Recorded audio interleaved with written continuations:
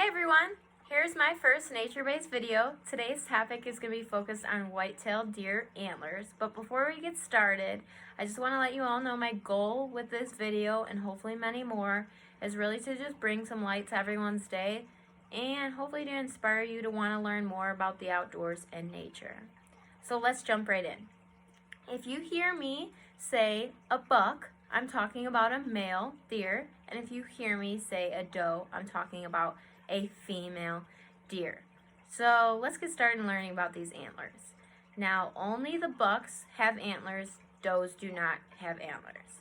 Now, what if I told you every single year bucks grow antlers but also lose them as well? Well, that's indeed true, and that's what I'm going to talk about today. So, bucks, during the rut season, their main purpose is to find as many does as they can and to mate and breed with them.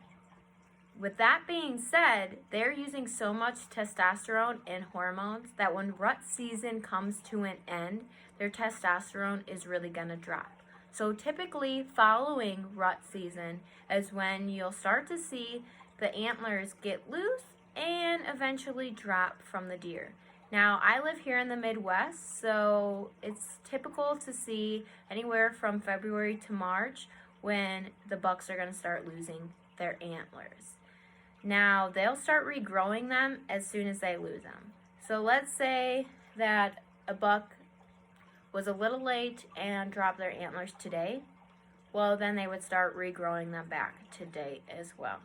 Now, when they regrow, they're going to grow with something called velvet. So if you ever heard someone refer to like a buck in velvet, or I seen a deer with velvet, they're talking about only those males, those bucks, they have velvet when they grow their antlers.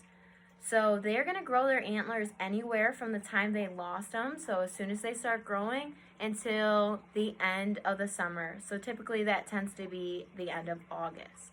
Now during this time when they are growing, they have that velvet.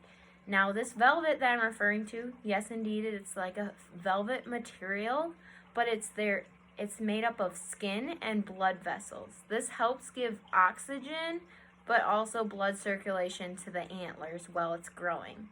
Now when they're done growing at the end of August or the end of the summer, the deer will actually start to rub on trees and different things to get that velvet off, because the deer antler is no longer growing. It no longer has a purpose to keep the velvet on there. Here's a super incredible fact for you all. Bucks, their antlers that they have, guess what? That is the fastest organ regeneration in the animal family. Pretty incredible. So those bucks, they're pretty impressive out there. Now that's all I have focused on the antlers, but I do want to show you, in case you do go out in the outdoors right now and you're exploring and just really taking it all in, you could come across one of these. So this is going to be a female skull to a white-tailed deer, okay? So this is the eye socket here, but if you look at the skull, it's a super smooth, round skull. Now, if you were to come across a male, chances are the antlers could be starting to get chewed on by squirrels. But if you're lucky enough, you might find the antlers. But if you don't, how would you determine the difference between a male and a female skull? Well, by looking at this one, you can see that the white of the skull comes out a lot further than the female. And let's take a look at that again. Female is nice and smooth and round, and the male's literally sticks out of his head. Now, that is called the pedicle, where the skull meets the antler. So if this skull was out in the woods and you just saw it sitting there and there was no antler there, you would know it's a buck because you would still see this pedicle there. And that's how you can determine it. Now, if you'd like to hear more about antlers, or maybe something called shed hunting or anything like that, drop a comment below. Please like this video if you enjoyed it, and let me know if you have any topics I can do in the future. Thank you all. I hope you all have a wonderful day, and get outside and go for a hike.